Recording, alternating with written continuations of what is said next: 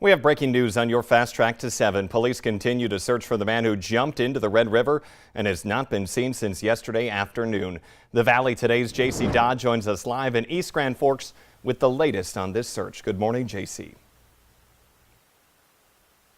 morning, Jordan. Yes, law enforcement tell me the search will continue in about an hour. They will be back here where I'm standing in East Grand Forks along the Red River near the Surly Bridge, looking for the man who jumped into the Red River yesterday afternoon. So I want to walk you through everything we know about the situation so far. It started when East Grand Forks police responded to a house about 10 minutes from where I'm standing now for an unwanted person.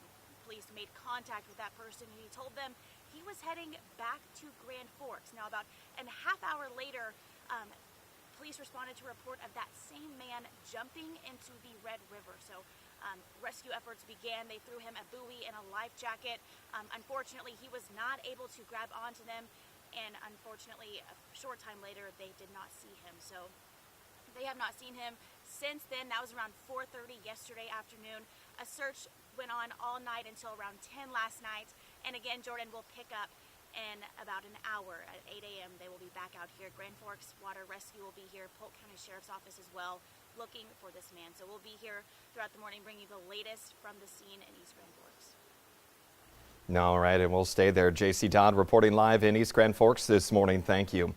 2 Polk County Sheriff's deputies were taken to the hospital after the airboat they were on sank to the bottom of Maple Lake near Mentor, Minnesota.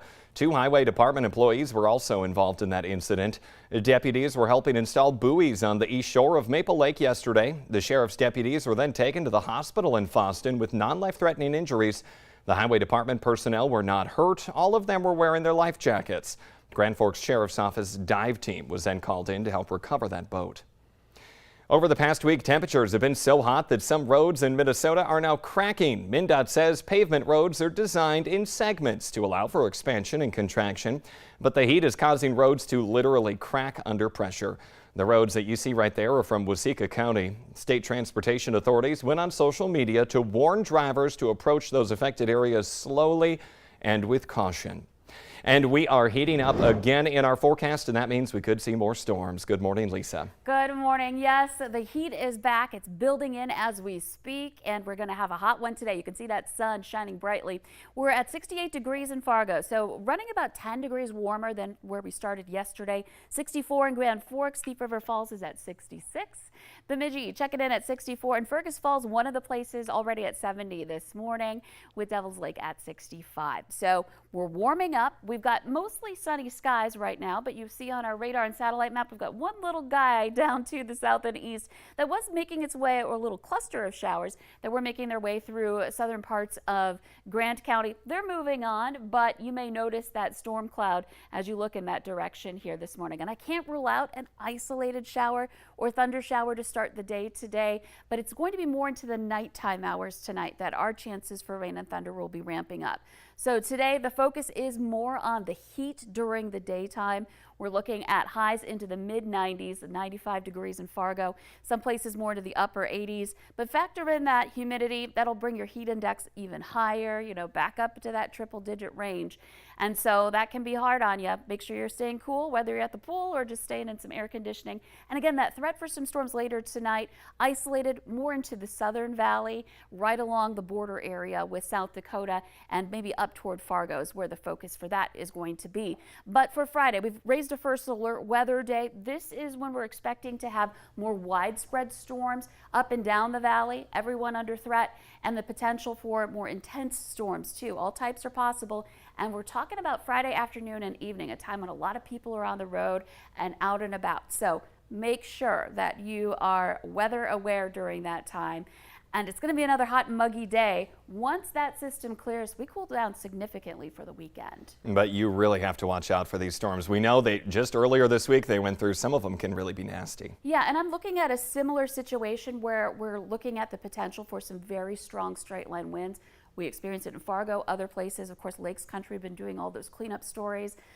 Unfortunately, that's an area that may see another round of it, so you want to be prepared for it to come. All right, Lisa, thank you this morning. We have some local breaking news from overnight. 2 people are in jail this morning following a wild chase through the metro. Police say it started last night around 11 in Fargo when authorities tried to stop a pickup. That pickup then ran into Moorhead and back into Fargo, leading police from both agencies on the chase. Eventually, police used stop sticks and had the pickup driving on its rims. That truck then turned onto a road under construction and got stuck in the mud along 21st Avenue South in Fargo. The driver, 33-year-old Philip Murray, was then arrested for reckless endangerment, among other citations. The passenger, 30-year-old Amy St. John, was arrested on a warrant. Calmer waters over the past few days meant several businesses were able to start cleanup efforts from the storms earlier this week. Crews fished out docks from the middle of lakes and flipped pontoons back upright, but they still say there is a boatload of work to do. We're looking at almost 6,000 pounds of lift and boat that essentially just caught a gust and snapped into. That homeowner says the Monday's storms caused around an estimated $70,000 worth of damages to her property alone. The Fargo English and theater teacher who was fired from South High yesterday has also been fired from his position at Trollwood Performing Arts School. The executive director at Trollwood says Kevin Kennedy will no longer be involved with the program after being there for almost 10 years. Kennedy was terminated from Fargo Public Schools with cause after students reported Kennedy touching them without permission and pressuring them into inappropriate conversations. The man accused of firing shots that just missed several children within Grand Forks city limits will make his first court appearance later today. Kyle Jeans is charged with 4 counts of reckless endangerment, 1 for each of the 4 little girls that were playing outside in the area at the time of the shooting. Now, this took place along the 1900 block of South 12th Street. Investigators found several shell casings on the ground. Senator Sen Kramer of North Dakota is currently missing a week of Senate votes and hearings in D.C. after an accident from over the weekend. In a statement, the senator said he was working in the yard and seriously injured his right hand, which required immediate surgery.